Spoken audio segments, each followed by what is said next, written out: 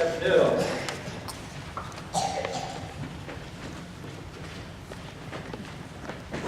John and I shared a unique history and storied past.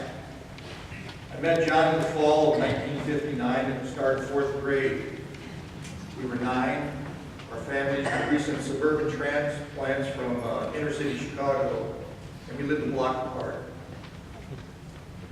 While our personas and perspectives were different in some ways, we shared a sense of adventure in everything we did.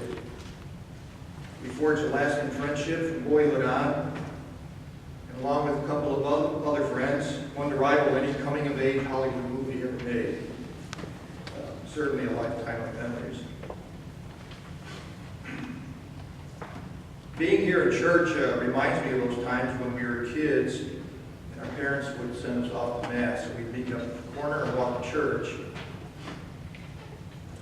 We would sit in the back, like most of you here, and observe people around us, and it wouldn't take very much at all for us to start laughing here and now. After several minutes of shushing and being told to be quiet by the adults around us, we finally got the hook, and the ushers would take us and do the walk of shame out the back door. Then there was other times we didn't ponder our salvation and simply ditched church and walked up to the store and had a good time.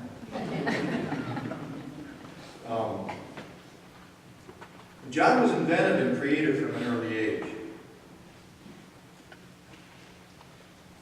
I recall in 7th grade, now anybody could put a thumbtack on a chair, right?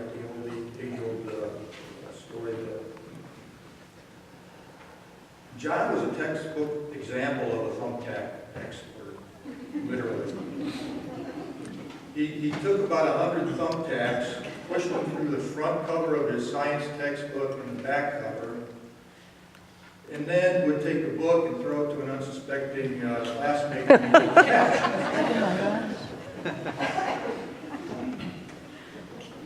I don't know how we did it, but we sat next to each other in science class also, and it was much the same as our church experience of sitting in the back of the church. You all know John had a successful business here, but I bet you didn't know that started at an early age. John wired his house, I rather call it bugged his house, so that he could listen from his bedroom at what was going on in the house. You might ask why, and really it's simply because he could. He later added an alarming feature to his door, and that was mostly to let him know when his sisters were around snooping in his bedroom.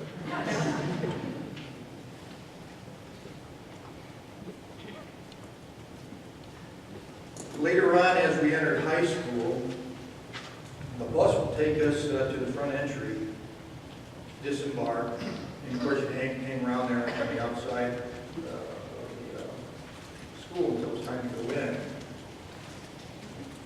Well, at the entrance there was landscaping, boulders, some very nice crabapple trees.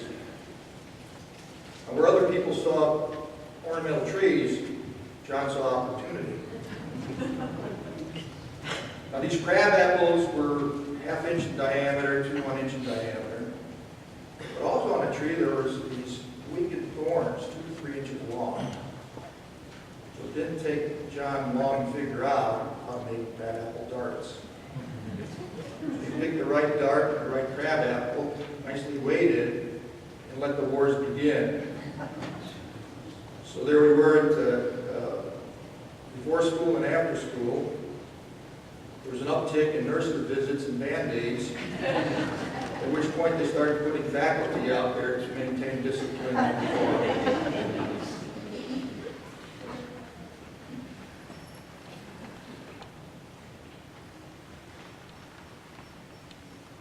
Much like the movie Stand By Me, if you've seen that, the railroad tracks were our main thoroughfare for getting across town. There was 2 sets of tracks, Chicago Northwestern and Illinois Central. And we would meet with our buddies there and then walk the tracks wherever we wanted to go. there was a favorite spot over at Salt Creek, which is about 60-foot deep creek, limestone cliffs on the side. There's two trestles there that would cross over two railroads. So we used to hang out there a lot, climb trestle, smash coins on the rails, watch the trains go by, things that boys do. And we noticed there was some construction going on during one period, and they were digging a tunnel into the side of the embankment. Now we couldn't see all the way back in, but through our examination, we had no lights or anything. We could figure that it went back several hundred feet. And there was a miniature rail that goes back in there, and a little ore car, so obviously they were going in there, mining, pulling the stuff out of the ore, so we got this idea that somebody should ride the ore car and be the tunnel. We all voted for John. John wanted a co-pilot, however, the ore car wasn't big enough for that, so we did a quick risk assessment. John jumped in there, braced himself. Three of us pushed John into oblivion. So we let go and listened to the clack of the wheels. All of a sudden we hear a loud noise, big splash. John starts screaming, "There's water back here. I can't see anything. Come and get me." And so he's carrying on. And of course, being the sensitive young men we were there, we were laughing uncontrollably.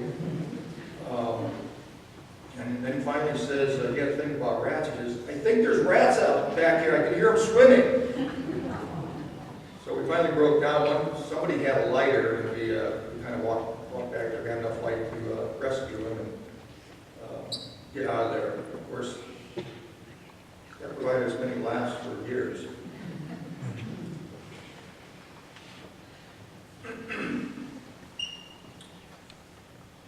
On occasion, we would take John's dad's Falcon Ranchero out. It was a work vehicle, 63 Falcon Ranchero, kind of like a little pickup truck. Of course, we were on 14, 15, we didn't have a license, but that didn't stop us. We go cruising. Well, we got busted one day. He pulled us over, checks the license plates and registration, gets our names, and comes back. He said, "I'm going to give you a warning, and I'm going to let you go and get this vehicle back to the house, and I think you know why." Well, the why was that John's mom was a clerk in the town hall there, the town hall / police building, and that connection got us out of a couple scrapes. We started a band in the 60s, as many young people did, the Beatles Asian. John played the drums, I played guitar. We did that for several years, actually. I won't share too many of those stories, but I have one favorite one. This being the psychedelic 60s, we needed a strobe light. What's a band without a strobe light? And again, John's inventiveness came into play. Took an old phonograph, disassembled it, took the arm off of it, took the turntable off, mounted it vertically instead of horizontally in a box, and made a disc with a hole cut in it. That was trial and error. We had to get the right size hole. Mounted a light behind the disc, and so we had a 3-speed strobe light when we were done in a box. So we would have this in at one venue we played stages at one end of the building, and then at the other end there was a mezzanine there with a little trap door where I would imagine they could either lift things up and down the mezzanine, or you can actually use it for a projector setup. Set the light up there and put one of our friends up there. On cue, we turned the lights off in the whole building when we were playing, and we turned the strobe on, and it was magical. For the rest of the story,